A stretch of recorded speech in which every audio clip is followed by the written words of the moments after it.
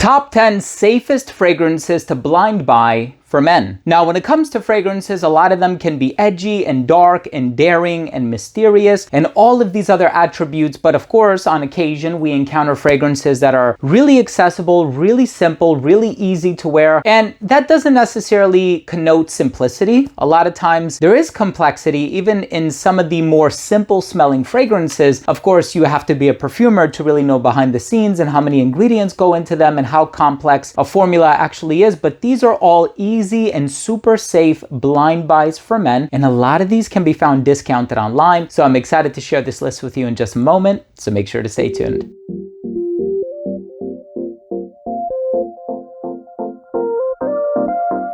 Now, before I begin today's episode and I give you my thoughts on these 10 super safe blind buy fragrances for men, and of course, in making the determination of what should be on this list and what shouldn't be on this list, I also thought about the accessibility as far as the price point, where to find them. You can find a lot of these discounted online, thus making them safe blind buys, because let's face it, I'm not going to put a $300 fragrance in a safe blind buy list, but I want you to check out these 10. Before I dive into the video, I do want to mention that if you're a fan of fragrance related content, and of course, if you love smelling your best, hit subscribe, hit the bell, and also please give this video a thumbs up for the YouTube algorithm. It would really mean a lot to me. So let's just go ahead and dive into the list. A lot of these fragrances can be found online. Check out places like Max Aroma. There are a lot of really good deals online, so you do not have to pay full retail for any of these. Of course, Coach Blue. This is a very citrus-driven fragrance, so if you're looking for something that is very bright, fresh, citrusy, compliment getting, a lot of mass appeal, Coach Blue is going to be a solid fragrance. You can also go with Coach Black, which is kind of in the vein of like a Dior Sauvage DNA, not as metallic in the opening. And I know a lot of people are quick to use that adjective when describing Dior Sauvage. And of course, there's Coach Platinum, which is a bit on the darker side of things, a bit more ambery. So really, it's Coach Black and Coach Blue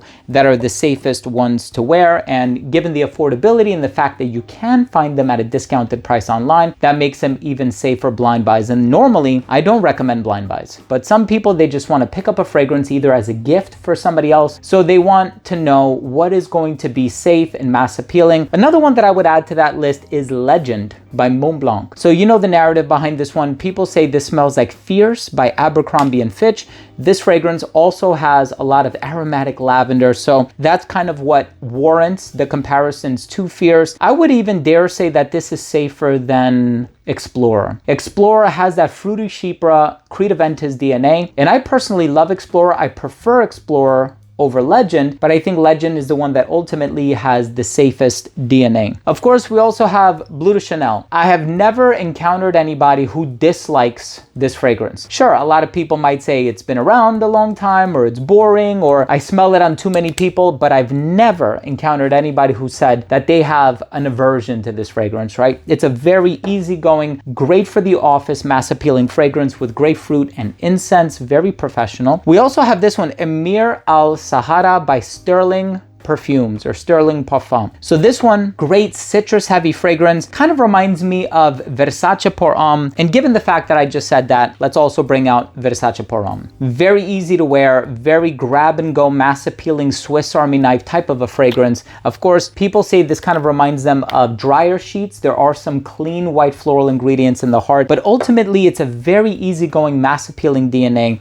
Versace Pour Homme is one of the safer Versace fragrances on the market, even safer than something like Eros, right? Eros has a lot of tonka bean and vanilla and mint, and so it is a bit sweet leaning. And if there are people out there that just are not a fan of sweet fragrances, I think they would prefer something like this, or even Versace Man Eau Fresh over something like Eros or Eros Flame. And Eros Energy is actually very easygoing as well, but it also falls under that Montblanc Explorer category, so I wanted to go with something unquestionably safe. Of course, we also have this one because of the price tag. I think this, I've seen this in like the $20 range, might be the $30 range, depending on where you get it and when you get it. Sometimes there's a greater demand than other times, but the original Hawass by Rasasi. So this one does smell similar to Invictus Aqua. This fragrance has that sort of aquatic, fresh tonka bean thing happening in there. So this one is a bit sweet leaning, but of course not as sweet as something like a Versace Eros, right? So this one is more on the fresh side of things, and it's because of those fresh fresh elements that this one becomes the mass appealing fragrance that it is, thus making it a very safe blind buy.